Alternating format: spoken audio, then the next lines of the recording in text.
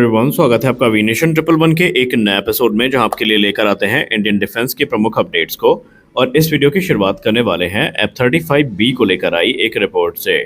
F-35B जो कि पिछले तकरीबन 37 दिन से भारत में कौतूहल का विषय बना था और हर एविएशन एंथुजियास्ट त्रिवंतपुरम एयरपोर्ट की तरफ नजरें गड़ाए बैठा था कि आखिरकार ये one of the most advanced fifth generation fighter aircraft कब उड़ान भरेगा।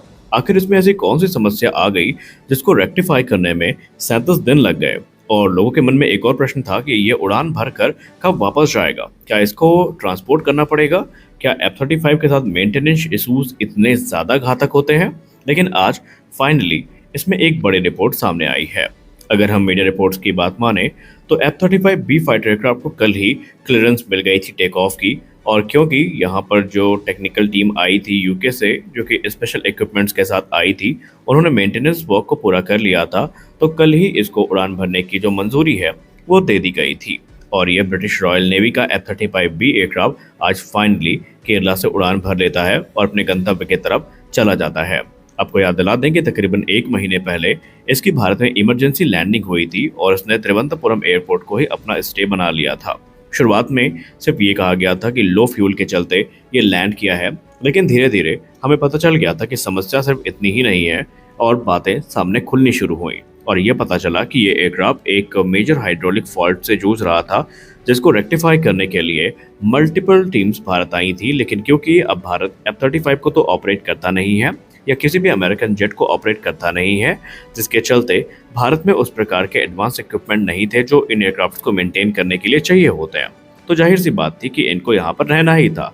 और एक समय तो ऐसा आया था जब ये कहा गया था कि हालत इतनी गंभीर है कि F-35B को C-17 ग्लोब मास्टर एयरक्राफ्ट की सहायता से एयरलिफ्ट करना पड़ जाएगा यूके के लिए। लेकिन फाइनली आज वो काम पूरा हो चुका है और इस पर ब्रिटिश हाई कमिश्नर के स्पोक्स पर्सन जो है, कमीशन के स्पोक्स पर्सन जो है, प्रवक्ता जो है, उन्होंने एक बड़ा बयान दिया है।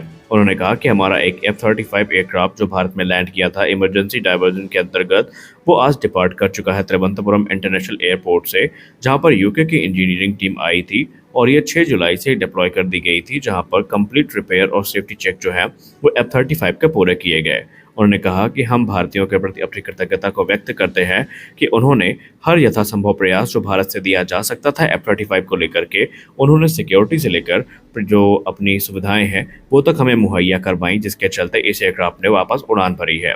ये फिफ्थ जनरेशन एयरक्राफ्ट जो भारत में लैंड हुआ था, ये यूके के HMS Prince of Wales carrier strike group का ही एक हिस्सा था, जो कि इंडो पैसिफिक में ऑपरेट कर रहा था एक जॉइंट मैरीटाइम एक्सरसाइज में। और आपको याद दिला दें कि ये एयरक्राफ्ट यूके से ऑस्ट्रेलिया के लिए उड़ान भर रहा था जब 14 जून को इसमें टेक्निकल स्नैक नोटिस किया गया, या जो कमी है वो नोटिस करी गई। और यहाँ पर लो फ्यूल और एडवर्स वेदर के चलते भी कहा जा रहा था कि इसको लैंड करवाया गया था नियरेस्ट एयरपोर्ट में। लेकिन जब चीज़ों की पड़ताल करी गई तो यहाँ पर बहुत सारी जो गंभीर इश्यूज़ हैं वो एयरक्राफ्ट में देखे गए और यूके ऑफिशियल्स ने भी ये कह दिया था कि इसको वापस उड़ा कर ले जाना फ़िलहाल तो मुश्किल प्रतीत होता है। और एक समय में इसको एयरलिफ्ट करने की योजना भी सामने आई थी। लेकिन 6 जून से यूके के 24 टेक्निकल एक्सपर्ट्स की विशेष टीम जो कि विशेष उपकरणों के साथ भारत आई थी, वो लगातार इसको फ्लाईवर्दी बनाने में लगे हुए थे और फाइनली उनको सफलता मिल चुकी है। अब यहाँ पर ये एयरक्राफ्ट काफ़ी ज़्यादा भारी बिल भी बना रहा था, क्योंकि जिस एयरपोर्ट में इसको लैंड करवाया गया था वहाँ की पार्किंग फ़ी ही 26,000 रुपये से ज़्यादा थी। और क्योंकि यहाँ पर ये तकरीबन 35 दिन का स्टे कर चुका था, तो 9 लाख के आसपास जो पैसा है ये यूके की हाई कमीशन को पे करना पड़ गया, या यूँ कह लें यूके की एयरफोर्स या नेवी को पे करना पड़ गया। हमारी अगली बड़ी अपडेट Su-57 फैलन को लेकर आ रही है। अब F-35 की बात के साथ कुछ ऐसा कोइंसिडेंस हो ही जाता है कि दोनों बड़ी रिपोर्ट्स आपस में क्लैश करती हैं। रूस इस समय बहुत बड़ी तैयारी कर रहा है। रूस ने इस बार हर डोमेन को टारगेट किया है, चाहे वो सिविलियन एयरक्राफ्ट इंडस्ट्री हो, चाहे वो मिलिट्री एयरक्राफ्ट इंडस्ट्री हो, या फिर भारत की नेवल रिक्वायरमेंट हो, या फिर भारतीय थल सेना की ज़रूरत हो। रूस इस समय सबको टैकल करने का प्रयास कर रहा है और एक के बाद एक जो आकर्षक ऑफर है वो रूस की तरफ से भारत को दिए जा रहे हैं। अब यहाँ पर कुछ बड़ी रिपोर्ट सामने आई है, जहाँ पर सबसे महत्वपूर्ण है Su-57 फैलन। अब आप सबको पता है कि रशियन राष्ट्रपति व्लादिमीर पुतिन का भारत दौरा बहुत जल्द अनाउंस किया जाना है, जहां पर वो भारत के दौरे पर होंगे। और अभी तक रूस ने जो Su-57 को लेकर पिच रखी है भारत के सामने, अब ऐसा लगता है कि वो तो सिर्फ शुरुआत ही थी, क्योंकि इतिहास गवाह है कि अधिकतर टाइम जब रशियन राष्ट्रपति भारत के दौरे पर रहे हैं या सोवियत यूनियन के समय में भी जब राष्ट्रपति इनके दौरे पर आते थे तो कुछ बड़ी डील्स हमें देखने को मिलती थी। और अंतिम बार जब व्लादिमीर पुतिन भारत के दौरे पर आए थे तो हमने S-400 एयर डिफेंस सिस्टम की डील देखी थी। अब रिपोर्ट्स ये इंगित कर रही हैं कि रूस ने न सिर्फ अभी मीडिया के थ्रू और ऑफिशियल्स के थ्रू SU-57 का प्रस्ताव भारत के सामने रखा है, बल्कि रूस का तरफ से मीडिया में अब ये भी कह दिया गया है कि उन्होंने जो डिटेल्ड प्रपोजल है SU-57 का वो तैयार कर लिया है और अब वो इसे भारत के डेलीगेशन के सामने प्रस्तुत करेंगे।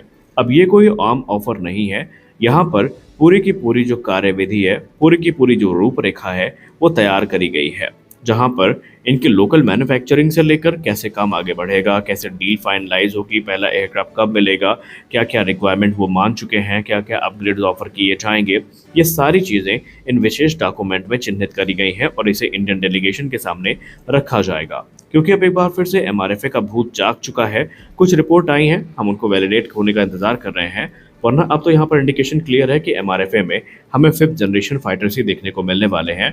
चांसेस कम है कि कोई 4.5 जनरेशन का एयरक्राफ्ट देखने को मिले, और अगर ऐसा होता है तो SU-57 के चांसेस काफ़ी बढ़ जाते हैं। उसके पीछे का एक कारण है, लोग अक्सर ये कहते हैं कि हम लोग SU-57 की बात क्यों करें। उसके पीछे का कारण ये है कि जो चीज़ें हमें SU-57 के साथ मिल रही हैं वो F-35 के साथ ऑफर नहीं की गई हैं। इवन F-35 ही ऑफर नहीं किया गया है ऑफिशियली। SU-57 नासिक में बनाए जा सकते हैं, जहां पर 70% इंफ्रास्ट्रक्चर हमारे पास ऑलरेडी मौजूद है। 30% मॉडिफिकेशंस की ज़रूरत पड़ेगी जो कि भारत में की जा सकती हैं। इसके अलावा यहाँ पर सोर्स कोड के साथ कंप्लीट ट्रांसफर ऑफ टेक्नोलॉजी की बात की जा रही है SU-57 के।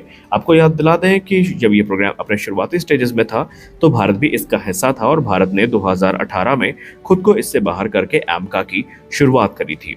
अब भारत का जो गैलियम नाइट्राइड रेडार है, जिसको हम उत्तम एस रेडार का स्केल अप वेरिएंट कहते हैं, इसके लिए भी अब रूस मानता नजर आ रहा है। और अगर ऐसा हुआ तो SU-57 में इंडियन रेडार का इंटीग्रेशन का मतलब ये है कि ये कंप्लीट विध्वंस होगा एनिमी के लिए, क्योंकि ये एयरक्राफ्ट पहले से ही सुपर मनरेबल है, सुपर एजाइल है, और क्योंकि इसमें आगे चल के इसको 5th जनरेशन इंजन के अपग्रेड्स में मिलेंगे जिसमें AL-51 का नाम सामने आ रहा है, तो ऐसे में ये एयरक्राफ्ट काफ़ी ज़्यादा घातक हो जाएगा।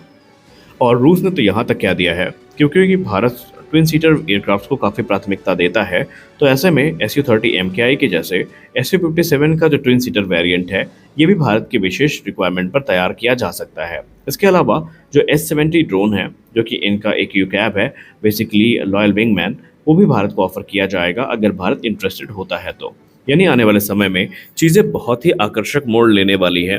देखना यह है कि भारत की सरकार इस पर क्या निर्णय लेती है, और अब तो एक्सपर्ट्स भी यही मानने लगे हैं कि बहुत सोचिए मत, क्योंकि भारतीय वायुसेना काफ़ी स्ट्रगल कर रही है और ये भारतीय वायुसेना की घटती स्क्वाड्रन की क्षमता में जान फूंकने का काम अवश्य करेंगे। तो इस वीडियो में बस इतना ही, मिलते अगले वीडियो में, तब तक के लिए जय हिंद।